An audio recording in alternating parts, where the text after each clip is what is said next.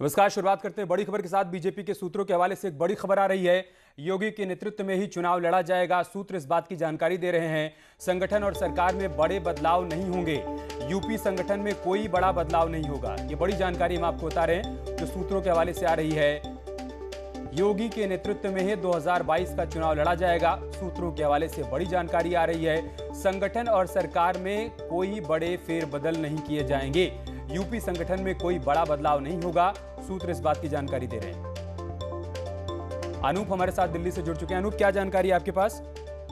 देखिए, आपको बता दूं कि बड़ी खबर है उत्तर प्रदेश से कि योगी आदित्यनाथ के नेतृत्व में ही बीजेपी अगला विधानसभा चुनाव लड़ने जा रही है और योगी आदित्यनाथ ही बीजेपी के मुख्यमंत्री पद के उम्मीदवार होंगे। एक तरह से इस मसले पर जो लगातार मंथन चल रही थी उस पे एक आम राय बन चुकी है और जो लगातार कयास लगाए जा रहे थे कि सरकार और संगठन में बड़े बदलाव हो सकते हैं, इस पर पूरी तरह से विराम लग गया है। सरकार और संगठन में कोई बड़े बदलाव होने की संभावना नहीं है। देखिए, आपको बता दूं कि बीएल संतोष 2 दिनों के दौरे पर उत्तर प्रदेश में थे और वहां जिस तरीके से बड़े नेताओं से उनकी मंथन हुई और कल देर शाम पार्टी अध्यक्ष जेपी नड्डा से मुलाकात हुई। उन्होंने वहां पर रिपोर्ट दे दिया है कि वहां पे नेताओं की क्या मंशा है, नेता क्या चाहते हैं, क्योंकि उन्होंने बड़े बड़े तरीके से कंसल्टेशन वहां पे नेताओं से की है।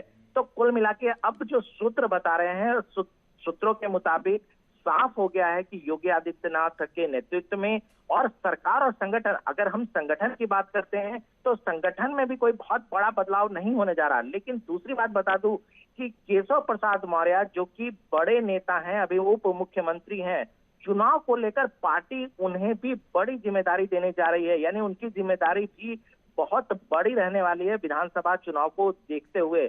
लेकिन सरकार और संगठन में बड़े बदलाव नहीं होंगे। हाँ, इतना जरूर है कि सरकार, चूंकि कैबिनेट में कुछ जगह खाली है, चूंकि कुछ कोरोना की वजह से मृत्यु हो चुके, तो विस्तार की बात जरूर चल रही है और संभावना है कि कुछ दिनों में कैबिनेट का विस्तार हो सकता है। जी ठीक है, बहुत शुक्रिया आपका हमारे साथ जुड़ने के लिए और जानकारी हम तक पहुंचाने के लिए।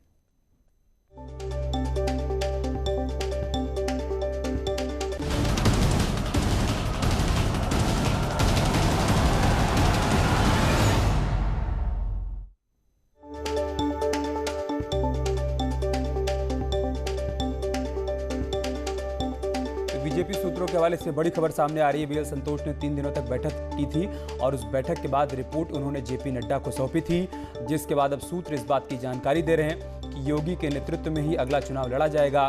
सरकार और संगठन में कोई बड़ा बदलाव नहीं किया जाएगा। इससे पहले कयास ये लगाए जा रहे थे, संकेत मिल रहे थे कि कुछ फेरबदल देखने को मिल सकता है। लेकिन 3 दिनों की मैराथन बैठक के बाद बीएल संतोष ने जेपी नड्डा को जो रिपोर्ट सौंपी है, उसके बाद सूत्र इस बात की जानकारी दे रहे हैं कि फिलहाल कोई बड़ा बदलाव नहीं किया जाएगा, न सरकार में न संगठन में। तो बीएल संतोष ने इससे पहले बारी बारी से मंत्रियों के साथ बैठक की, संगठन के नेताओं के साथ बैठक की और उसके बाद उन्होंने एक व्यापक रिपोर्ट तैयार की। उस रिपोर्ट को उन्होंने भारतीय जनता पार्टी के राष्ट्रीय अध्यक्ष जेपी नड्डा को सौंप दिया है कल दिल्ली में, जिसके बाद आज सूत्र इस बात की जानकारी दे रहे हैं कि इस रिपोर्ट के आधार पर यह कहा जा सकता है कि 2022 का विधानसभा चुनाव भारतीय जनता पार्टी उत्तर प्रदेश में योगी के नेतृत्व में ही लड़ेगी और संगठन में भी कोई बड़े बदलाव नहीं किए जाएंगे। मतलब स्वतंत्र देव सिंह जो कि यूपी बीजेपी के अध्यक्ष हैं, उनकी अगुवाई में ही 2022 का विधानसभा चुनाव लड़ा जाएगा। इससे पहले कई बातें सामने आ रही थी कि 2022 विधानसभा चुनाव से पहले सरकार और संगठन में कुछ बदलाव हो सकता है, परिवर्तन देखने को मिल सकता है, क्योंकि बीएल संतोष ने जब मंत्रियों के साथ बैठक की, फीडबैक लिया, उसके बाद नाराजगी की कुछ खबरें भी सामने आई, असंतोष की बातें सामने आई, खासतौर से खाली पदों को नहीं भरा गया था, उस बात को लेकर भी फीडबैक में शिकायत आई, जिसके बाद इस बात के कयास लगाए जा रहे थे कि शायद कुछ बड़े बदलाव के संकेत मिल सकते हैं। लेकिन अब सूत्र बता रहे हैं कि बीएल संतोष ने जो रिपोर्ट 3 दिनों की मैराथन बैठक के बाद भारतीय जनता पार्टी के राष्ट्रीय अध्यक्ष जेपी नड्डा को सौंपी है, उस रिपोर्ट के आधार पर यह कहा जा सकता है कि फिलहाल सरकार और संगठन में कोई बदलाव नहीं होगा। 1 साल से कम का समय बचा है उत्तर प्रदेश में विधानसभा चुनाव को लेकर। ऐसे में कोई बड़ा परिवर्तन नहीं किया जाएगा। मतलब बिल्कुल साफ है कि मुख्यमंत्री योगी आदित्यनाथ की अगुवाई में ही 2022 का चुनाव भारतीय जनता पार्टी लड़ेगी और साथ ही साथ यूपी बीजेपी के अध्यक्ष स्वतंत्र देव सिंह के ऊपर ही जिम्मेदारी होगी एक बार फिर से पार्टी को सत्ता दिलाने की। लिहाजा अब पार्टी इसी दिशा में आगे बढ़ेगी, एकजुट होकर जोश के साथ मैदान में उतरेगी, इस बात के संकेत मिल रहे हैं। लेकिन फिलहाल अभी सूत्र इस बात की जानकारी दे रहे हैं, पुख्ता तौर पर अभी पार्टी की तरफ से ऐसा कोई बयान नहीं आया है जिसके आधार पर यह तय किया जा सके और कहा जा सके कि ऐसा ही होने वाला है 2022 में। लेकिन सूत्र कह रहे हैं कि फिलहाल कोई बड़ा बदलाव नहीं होगा। बीएल संतोष ने अपनी रिपोर्ट में किसी बड़े बदलाव का न जिक्र किया है, न संकेत दिया है। अब देखना होगा कि भारतीय जनता पार्टी के राष्ट्रीय अध्यक्ष जेपी नड्डा की तरफ से क्या कुछ अंतिम बातें निकलकर सामने आती हैं। लगातार मिशन 2022 को लेकर बीजेपी एक्शन मोड में है, बैठकों का दौर चल रहा है, मंत्रियों के साथ भी बैठक हो रही है, साथ ही साथ संगठन के नेताओं के जरिए भी फीडबैक लिया जा रहा है कि सरकार की योजनाओं का कितना असर जमीन पर देखने को मिल रहा है। इन्हीं तमाम मसलों को लेकर ये 3 दिनों का मैराथन बैठक किया गया और इसके बाद रिपोर्ट जेपी नड्डा को सौंपी गई है। अनूप हमारे साथ बने हुए हैं। अनूप, फिलहाल सूत्रों के हवाले से खबर आ रही है, लेकिन क्या यह माना जाए कि अब 2022 के चुनाव में योगी आदित्यनाथ की अगुवाई में ही बीजेपी मैदान में उतरने वाली है और संगठन में भी कोई बड़ा बदलाव नहीं होगा? इसका मतलब यह है कि स्वतंत्र देव सिंह ही पार्टी की कमान संभालेंगे और उन्हीं के ऊपर जिम्मेदारी होगी 2022 में पार्टी की एक बार फिर से सत्ता में वापसी करवाने की। देखिए, आपको एक बात साफ तौर से बता दूं कि जो सूत्र बता रहे हैं उनके मुताबिक उनका कहना है कि योगी आदित्यनाथ के नेतृत्व में ही चुनाव होगा, पहली बात। दूसरी बात कि सरकार और संगठन में किसी तरह का बदलाव, बड़े बदलाव की कोई संभावना नहीं है। इसको आप स्वतंत्र देव नारायण सिंह से जोड़कर देख सकते हैं, लेकिन उनके अभी पूरी तरह से ये नहीं बताया गया है कि प्रदेश अध्यक्ष को लेकर के क्या होने वाला है। दूसरी तरफ जब सवाल ये किए गए कि केशव प्रसाद मौर्य, जो कि पिछली बार उनकी भूमिका बहुत बड़ी थी उत्तर प्रदेश चुनाव को लेकर, तो उनकी भूमिका क्या होगी, उस पर जो हमारे पार्टी सूत्र बता रहे हैं कि उनकी भूमिका भी बहुत बड़ी होने वाली है और पार्टी उन्हें बड़ी जिम्मेदारी चुनाव को देखते हुए देगी। यानी कुल मिलाकर के जो लगातार बहुत सारे कयास चल रहे थे कि सरकार में कुछ बदलाव देखने को मिलेगा, संगठन में कुछ बदलाव देखने को मिलेगा, कुछ नए आदमी को बड़ी भूमिका दी जाएगी, इन सभी पर विराम लग गया है। अगर पूरी क्रोनोलॉजी को अगर हम समझें तो देखिए, आपको बता दूं कि पिछले दिनों संघ और बीजेपी के बड़े नेताओं के बीच दिल्ली में मंथन हुई थी, जिसमें प्रधानमंत्री नरेंद्र मोदी, जेपी नड्डा, अमित शाह जैसे बड़े नेता मौजूद थे।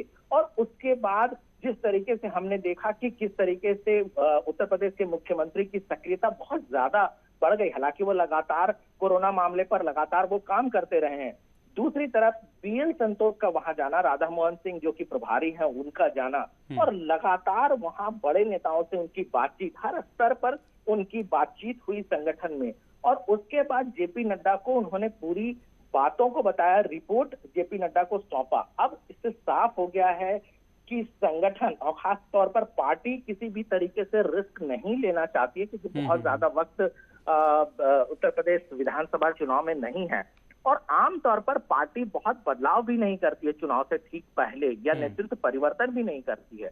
तो ऐसे में ये साफ है कि पार्टी योगी आदित्यनाथ के नेतृत्व में जाएगी। और देखिए, योगी आदित्यनाथ एक बड़े नेता हैं, बड़े फेस हैं और राष्ट्रीय नेता के तौर पर अब जाने जाते हैं। चाहे पार्टी जहां पे भी चुनाव जाती है, आपने देखा होगा कि स्टार कैंपेनर के तौर पे जाते हैं, तो उनका कद बहुत बड़ा है। ऐसे में पार्टी अब उनके नेतृत्व के नाम पर ही मुहर लगा चुकी है और उनके नेतृत्व में ही वो चुनाव में जाएगी। ठीक है अनूप, बने रहिए आप हमारे साथ। लखनऊ से अनामिका भी हमारे साथ जुड़ चुके हैं। अनामिका, दिल्ली के सूत्र बता रहे हैं कि फिलहाल न सरकार में कोई बड़ा बदलाव होगा, न संगठन में। लखनऊ से क्या जानकारी है? और देखिए, इसी बदलाव की सुगबुगाहट के तौर पर ही तमाम जो मंथनों का दौर चला है पिछले कुछ दिनों में लखनऊ के भीतर, उसको लेके चलता रहा और कयास लगाए जाते रहे कि क्या इन बैठकों के मायने ये है कि उत्तर प्रदेश में कुछ बड़े बदलाव होंगे चुनाव से ठीक पहले। तो फिलहाल सूत्र ये बता रहे हैं कि जो बीएल संतोष ने यहाँ पर मैराथन बैठक की, जिसमें मुख्यमंत्री योगी आदित्यनाथ से भी 3 घंटे की बैठक हुई, इसके अलावा अलग अलग लोगों से भी फीडबैक लिया गया। दिल्ली आलाकमान को जो रिपोर्ट सौंपी गई है, उसके बाद से जो बात सामने आ रही है उसके मुताबिक ये कहा जा रहा है कि फिलहाल अस्थिर नहीं किया जाएगा उत्तर प्रदेश की पॉलिटिक्स को और न ही चेहरों को। यानी कि उत्तर प्रदेश के मुख्यमंत्री योगी आदित्यनाथ के नेतृत्व में ही चुनाव लड़ा जाएगा आगे, और संगठन में भी कुछ बड़े बदलाव नहीं होंगे। हाँ, इतना जरूर माना जा रहा है कि जिस तरीके से कुछ लोगों का कद बढ़ाना है या फिर कुछ जो मंत्रियों की जगह खाली है मंत्रिमंडल में, उनको भरा जाएगा। यानी कि मंत्रिमंडल के विस्तार के प्रयासों से इनकार नहीं किया जा सकता है। लेकिन इस बीच कुछ अगर बड़े बदलाव की जोर चल रहे हो या फिर लग रहा है ऐसा कि बड़ा फेस बदल दिया जाएगा या फेस बदल के बीजेपी चुनाव में जाएगी, तो फिलहाल वो यहाँ पे दिखाई नहीं दे रहा है। मुख्यमंत्री योगी आदित्यनाथ के चेहरे के साथ ही पार्टी चुनाव में जाएगी। संगठन में भी जो लोग काम कर रहे हैं बिल्कुल वैसे ही काम करते रहेंगे, लेकिन इतना जरूर है कि प्रदेश अध्यक्ष का पद जिसको लेके लगातार ये कयास लगाए जा रहे हैं, उसको लेके भी मंथन चल रहा है। संगठन में बड़े बदलाव नहीं होंगे, सिर्फ और सिर्फ मंत्रिमंडल विस्तार एक ऐसी चीज है जिसमें के शर्मा को लेकर बात की जा रही है कि चूंकि उन्होंने बहुत अच्छा काम किया है, उनको उनका कद बढ़ाना भी बाकी रह गया है। एमएलसी बनने के बाद से जो उनको कद मिलना चाहिए था वो मिल नहीं पाया है, और बहुत सारे मंत्रियों के निधन के बाद उनकी सीट खाली हो गई है। तो इसको देखते हुए ये कयास लगाए जा रहे हैं कि मंत्रिमंडल विस्तार हो सकता है, लेकिन फिलहाल चुनाव से पहले पार्टी कोई बड़ा चेहरा बदलने वाली नहीं है और योगी आदित्यनाथ के नेतृत्व में चुनाव लड़ा जाएगा 2022 का भी। अनूप, अगर कुछ बदलाव नहीं हो रहा है तो फिर 3 दिनों का जो मंथन हुआ है, इस मंथन से निकला क्या? बदलाव नहीं हो रहा है, और ये मंथन को आप अगर जोड़ के देखेंगे तो देखिए पार्टी की अपनी एक प्रक्रिया है। देखिए बीएल संतोष का वहां जाना और वहां के जो नेता हैं उनसे बातचीत करना एक प्रक्रिया के तौर पर आप इसको देख सकते हैं। सभी के मन को टटोलने की बात है कि भाई पार्टी इस स्थिति में चुनाव में जाने वाली है, वो भी तब जब पश्चिम बंगाल चुनाव का आपने देखा कि किस तरह का परिणाम है। हालांकि बंगाल में बीजेपी ने बहुत अच्छा एक तरह से कह सकते हैं कि परफॉर्मेंस उनकी हुई है, लेकिन बीजेपी के लिए उत्तर प्रदेश का चुनाव काफी महत्वपूर्ण कहा जा सकता है। ऐसे में एक मन टटोलने की बात थी। देखिए सबसे पहले एक बड़ी बैठक हुई जिसमें संघ और बीजेपी के नेता मौजूद थे। उसके बाद दत्तात्रेय होसबोले जो जिनका क्षेत्र उत्तर प्रदेश रहा है, अभी नंबर 2 संघ के पदाधिकारी हैं, उनका लखनऊ जाना और वहां संगठन के स्तर पर एक तरह से मन को टटोलना, वहां के जो संगठन के कार्यकर्ता हैं उनसे जानना, फीडबैक लेना कि आगे पार्टी बीजेपी चुनाव में जाने वाली है तो किस तरीके से आगे बढ़ना चाहिए। और उसके बाद बीजेपी के राष्ट्रीय अध्यक्ष जेपी नड्डा ने जिस तरीके से बीएल संतोष को वहां भेजा, राधा मोहन सिंह को भेजा, तो ये एक पूरी प्रक्रिया का भाग है। और उसके बाद पार्टी ने एक तरह से मन बना लिया है कि योगी आदित्यनाथ के ही नेतृत्व में जाएंगे। किसी तरह के बड़े फेरबदल की कोई संभावना नहीं है। दूसरी बात आप बता दूं कि अगले महीने से जेपी नड्डा और अमित शाह का हर महीने उत्तर प्रदेश दौरा होने वाला है। हालांकि वहां पर संगठन को किस तरीके से मजबूत किया जाए इस दौरे को देखा जा सकता है। तो कुल मिला के कह सकते हैं कि पार्टी किसी भी तरीके से कोई रिस्क लेने के मूड में नहीं है। पार्टी को पता है कि उत्तर प्रदेश में उनका जो संगठन है वो बहुत मजबूत है, प्रभावी है। ये जाहिर सी बात है कि कोरोना की वजह से थोड़ी स्थिति बदली है, लेकिन कोरोना की वजह से स्थिति बदली है, लेकिन सभी, चाहे संगठन के स्तर की बात हो या सरकार के स्तर की बात हो, सभी लोग कोरोना से निपटने में अपनी अहम भूमिका निभा रहे हैं। तो ऐसे में पार्टी किस तरह से आगे बढ़े कि चुनाव तक आने में कोई बहुत बड़ी समस्या का सामना ना करना पड़े, इसकी तैयारियों का आप कह सकते हैं कि अभी से जो है तैयारियां शुरू हो चुकी है। अनामिका, जिस बात का जिक्र अनूप कर रहे हैं कि जितना प्रयास ये संगठन और सरकार के मंत्रियों नेताओं का मन टटोलने का था, उतना ही प्रयास ये जानने का भी था कि पब्लिक परसेप्शन क्या है, पब्लिक के बीच किन मुद्दों को लेकर इस वक्त राय चल रही है या फिर विचार चल रहे हैं, किन किन बातों को लेकर नाराजगी है। क्योंकि हर मंत्री एक एक जिले का प्रभारी भी है, तो ऐसे में वो बारीकी से समझ रहा होगा, जान रहा होगा कि उस जिले के लोगों का इस वक्त क्या मन है सरकार को लेकर। क्या वो टटोलने का भी एक प्रयास था क्या? और देखिए 3 दिनों की इस बैठक का सबसे ज्यादा जो मुझे लगता है, जो जितना हम समझ पा रहे हैं उत्तर प्रदेश में रहते हुए, अब वो ये कहा जा रहा है कि बहुत सारे विधायक और बहुत सारे मंत्रियों की रिपोर्ट कार्ड बहुत अच्छे नहीं है। पिछले 1.5-2 सालों में कोरोना काल में मंत्रियों ने कोई बहुत अच्छा काम नहीं किया है। विधायक 150 से 200 ऐसे हैं जिनकी टिकट कट सकते हैं। तो इसीलिए ये जो मन टटोलने का प्रयास किया गया कि विभागों में क्या चल रहा है, मंत्री कैसा काम कर रहे हैं, कितने विधायक ऐसे जिनको लेके परसेप्शन क्या है उनके क्षेत्र में, और उसी आधार पर उनको आगे टिकट दिया भी जाएगा और मंत्रियों का भी कद बढ़ाया या घटाया जाएगा। तो ये जो मन टटोलने का प्रयास किया गया वो नेतृत्व के चेहरा बदलने के साथ साथ कम से कम यूपी में फीडबैक किस तरीके का है, कोरोना काल के बाद कितना काम किया गया है सरकार की तरफ से, या क्षेत्र में जिलेवार अगर देखा जाए आंकड़ा, तो जिस तरीके से पहले मैंने भी पहले कहा था कि कुछ मंत्रियों ने शिकायत की थी कि भाई ब्यूरोक्रेसी के साथ तालमेल बहुत बेहतर नहीं बन पा रहा है, कुछ अधिकारी उनके सुनते नहीं है।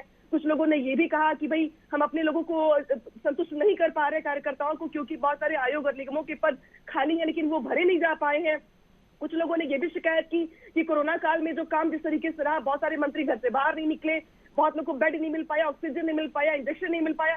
तो ये छोटी छोटी चीजें चुनाव में बहुत ज्यादा असरदार होने वाली है। इसके अलावा पंचायत के चुनाव के जो नतीजे थे वो भी कहीं ना कहीं परेशान करने वाले थे, तो इसको लेकर के भी फीडबैक लिया गया। यानी कि मुख्यमंत्री योगी आदित्यनाथ का चेहरा हो या प्रदेश अध्यक्ष का चेहरा हो या केशव मौर्य का चेहरा हो, इन चेहरों पर बड़े बदलाव की गुंजाइश के साथ साथ सबसे ज्यादा इसका असर देखने को मिलेगा, अगर मुझे लगता है मंथन का असर देखने को मिलेगा, तो वो होगा टिकट बंटवारे पर, टिकट वितरण पे, जिसको लेकर के ये माना जा रहा है कि आने वाले दिन काफी महत्वपूर्ण होने वाले हैं, क्योंकि जेपी नड्डा और अमित शाह लखनऊ आने वाले हैं। और जितने भी कार्यकर्ता असंतुष्ट हैं या उपेक्षित महसूस कर रहे हैं या जिनको भी आयोगों में या निगमों में जगह नहीं मिल पाई है, मुझे लगता है कि ये जो 15 दिन होंगे कम से कम कार्यकर्ताओं की उपेक्षा को हटाते हुए, उनकी नाराजगी को दूर करते हुए ये करने वाले होंगे कि उनको पहले स्थान दिया जाए, चाहे मंत्रिमंडल विस्तार की बात करें हम उसमें या फिर आयोग या निगमों में अध्यक्ष बनाने की बात करें हम वहां पे, तो संतुष्ट करके कार्यकर्ताओं को खुश करके टिकटों में बदलाव करके मंत्रियों के कामकाज के आधार पर उनका आकलन करने के साथ साथ पार्टी चुनाव में जाना चाहती है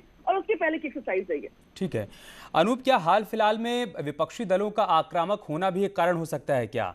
क्योंकि जैसा समाजवादी पार्टी, कांग्रेस या फिर बीएसपी की तरफ से कहा गया कि कोरोना काल में सरकार की जो सक्रियता होनी चाहिए थी वो नहीं देखने को मिली, तो अगर कोई बड़ा बदलाव होता तो एक प्रकार से उसको लेकर एक एक्सेप्टेंस भी होती, एक मुहर भी लग जाती कि देखिए विपक्ष तो कह ही रहा था, अब वही देखने को मिला। नहीं, बिल्कुल देखिए, अगर पार्टी में या सरकार में अगर बदलाव किए जाते हैं तो एक मौका जरूर रहता है विपक्ष के पास हमला करने के लिए कि आखिर बदलाव क्यों हुआ, आखिर कोई कमी रही होगी इसीलिए बदलाव किया गया। और जहां तक आप मुख्यमंत्री योगी आदित्यनाथ की बात करें तो योगी आदित्यनाथ का ट्रैक रिकॉर्ड देखे तो बहुत ही अच्छा रहा है गवर्नेंस के लेवल पे और राष्ट्रीय स्तर पर भी, अगर पार्टी लेवल पे अगर आप हम देखें तो ऐसे वक्त में अगर किसी तरह का बदलाव अगर कर दिया जाए या फिर संगठन में कोई बदलाव कर दिया जाए तो इसका जो सीधा सीधा संदेश है वो बहुत गलत जाता है। ऐसे में पार्टी किसी तरह का रिस्क नहीं लेना चाहती है। दूसरी बात बता दूं कि पिछले 1 साल से कोरोना का माहौल है और जिस तरीके से चीजें बदली हैं, परिस्थितियां बदली हैं, तो कहीं ना कहीं विपक्ष जो है वो छवि बिगाड़ने की पूरी कोशिश में जुटा हुआ है, जिस बात का जिक्र आप भी कर रहे हैं। पिछले दिनों आपने भी देखा कि किस तरीके से विपक्ष हमलावर हुआ है राज्य सरकार को लेकर के, लेकिन इन सब के बीच मंथन जो चला है, मंथन के बाद ये फैसला हो गया है कि किसी तरह की असमंजस की स्थिति आगे ना हो। क्योंकि देखिए, चाहे वो मीडिया हो या फिर राजनीतिक गलियारों में जिस तरीके से एक कंफ्यूजन का माहौल, एक भ्रम की स्थिति फैली हुई है सरकार और संगठन को लेकर, तो पार्टी नहीं चाहती है कि किसी तरह की भ्रम की स्थिति आगे रहे, एक स्ट्रेट वे में पार्टी, सरकार और संगठन आगे चले। इसीलिए ये मंथन का दौर हुआ और अब क्लैरिटी एक तरह से एक मैसेज न केवल पार्टी कार्यकर्ताओं के बीच बल्कि सरकार में, संगठन में एक मैसेज साफ तौर से पार्टी देने में कामयाब हो गई है कि देखिए इस तरह के कोई बदलाव अब नहीं होने जा रहे हैं और सभी पूरे पार्टी एकजुट होकर के आपको चुनाव में जाना है और जो अगर परसेप्शन थोड़ी बहुत खराब हुई है तो उसको सही करके पार्टी को जाना है। अभी वक्त है, अभी टाइम है पार्टी के पास, सरकार के पास, संगठन के पास कि वो आगे बहुत बेहतर तरीके से जा सकती है। अगर ये कंफ्यूजन बहुत ज्यादा दिनों तक रहता है सरकार और संगठन में बदलाव को लेकर के तो जरूर कैडर भी भ्रमित होती है इस मसले पर, तो कैडर को भी एक मैसेज देने की जरूरत थी जो पार्टी ने आज किया है। जी ठीक है अनामिका, आमतौर पर यह देखा गया है कि भारतीय जनता पार्टी के जितने भी नेता हैं, वरिष्ठ नेता हैं, वो मीटिंग में क्या चर्चा होती है इसको लेकर बहुत वोकल नहीं है और आपने बार बार सवाल भी किया वहां पर जितने भी मंत्री मुलाकात के बाद बाहर निकल रहे थे, लेकिन किसी ने ज्यादा कुछ कहा नहीं। क्या सूत्र कुछ जानकारी दे पाए हैं क्या कि मंत्रियों से क्या पूछा गया, उनको क्या कहा गया, कोई संदेश दिया गया कि अब हमारी ये रणनीति रहने वाली है 2022 को लेकर, अगर सूत्र कुछ जानकारी दे पाए हों?